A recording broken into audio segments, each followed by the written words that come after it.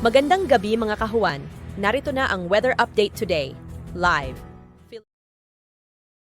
Sa kasalukuyan ay may minomonitor pa nga rin tayong bagyo sa labas ng ating Philippine Area of Responsibility.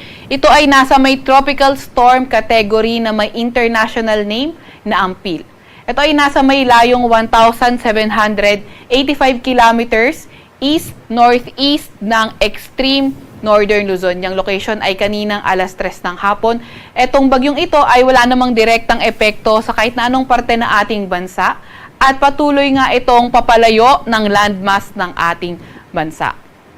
Samantalang southwest monsoon naman o habagat, patuloy yung epekto sa may kanlurang bahagi or sa may Luzon area mismo. So asahan natin magiging maulan dahil sa habagat dito sa may Ilocos region, sa may Batanes at Babuyan Islands. Kaya yung ating mga kababayan na inuulan ng mga nakaraang araw pa ay pinag-iingat nga natin sa banta ng mga pagbaha o pagguho ng lupa.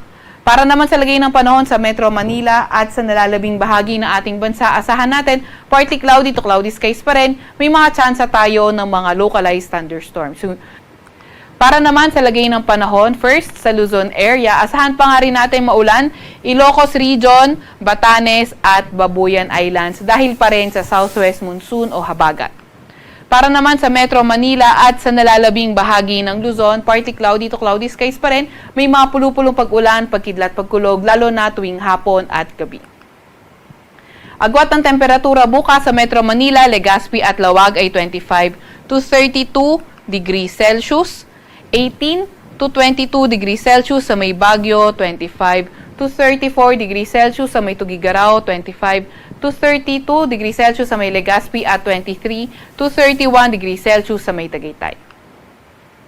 Agwat naman ng temperatura bukas sa Puerto Princesa ay 24 to 33 degrees Celsius at 25 to 33 degrees Celsius sa may Kalayaan Islands. For tomorrow, Visayas at Mindanao area, patuloy pa nga rin yung partly cloudy to cloudy skies condition at may mga tsansa ng mga localized thunderstorms lalo na tuwing hapon at gabi.